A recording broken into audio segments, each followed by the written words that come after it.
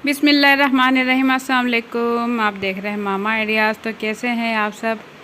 आज की रेसिपी बहुत ही ज़बरदस्त बनने वाली है। जी हाँ, आज की रेसिपी में बनने जा रहा है मटन वाइट कढ़ाई, जो कि बहुत ही मज़ेदार बनेगी और जायकेदार बनेगी। जी हाँ, आज हम बनाएंगे मटन वाइट कढ़ाई बिल्कुल रेस्टोरेंट स्टाइल में। तो रेसिपी शुरू करने से पहले आप लोगों से एक छोटी सी रिक्वेस्ट है कि अगर आप लोगों ने अभी तक मेरा चैनल सब्सक्राइब नहीं किया है तो लाल लगे सब्सक्राइब के बटन को क्लिक कर दें और साथ ही बेल के बटन को क्लिक कर दें, ताकि मेरे आने वाली हर नई वीडियो का नोटिफिकेशन बर वक्त आप तक पहुँच सके।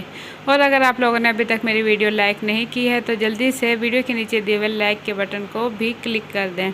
तो रेसिपी शुरू करते हैं। बिस्मिल्लाहिर्रहमानिर्रहीम। सबसे पहले मैंने ले लिया है कुकर, और कुकर में डाल दूंगी 1 kg मटन गोश्त।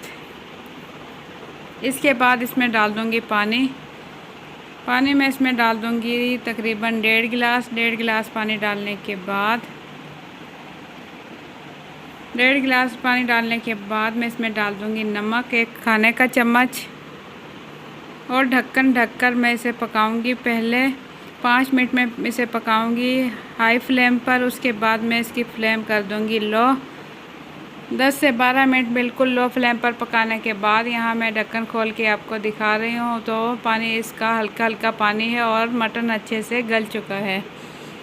अब ये पानी के साथ ही इसे निकाल लूँगी कढ़ाई में।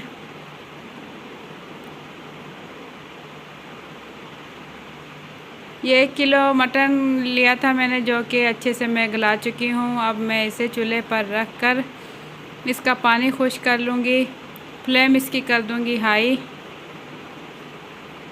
फ्लेम करते हुए इसका पानी मैं पहले खुश करूँगी,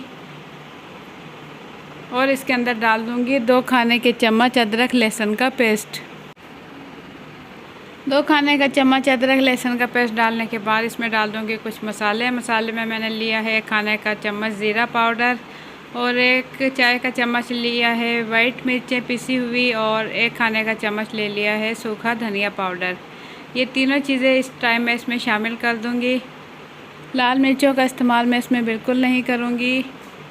तो ये तीनों चीज़ें डालने के बाद गोश्त के साथ में इसे अच्छे से भून लूँगी। जब पकने लगे तो इसमें शामिल कर दूँगी दही, जो कि मैंने ली है 150 ग्राम दही मैंने लिया है, इसके अंदर शामिल कर दूँगी और मैं इसे अच्छे से भून लूँगी।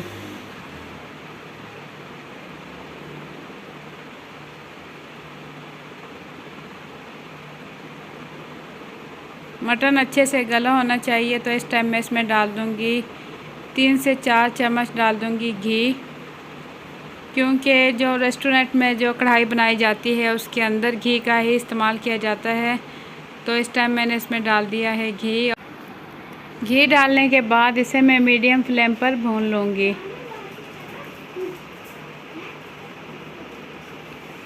और मीडियम फ्लेम पर मैं इसे इस टाइम तक भूनूँगी जब तक कि इसका पानी खुश्क होने लगे। तो इसमें घी ऊपर आने लगा है, आप देख सकते हैं। इस टाइम मैं इसमें डाल दूँगी 5 से 6 हरी मिर्चें, साबुत हरी मिर्चें इसमें शामिल कर दूँगी। 4 से 5 हरी मिर्चें मैं इसमें डाल चुकी हूँ। इसके बाद मैं इसे भून लूँगी। हरी मिर्चों का इसमें अच्छा सा फ्लेवर इसके अंदर आ जाएगा, बहुत ही ज़बरदस्त है इसमें जायका आता है। तो बहुत ही ज़बरदस्त खुशबू के साथ यहाँ तैयार हो रही है मटन वाइट कढ़ाई।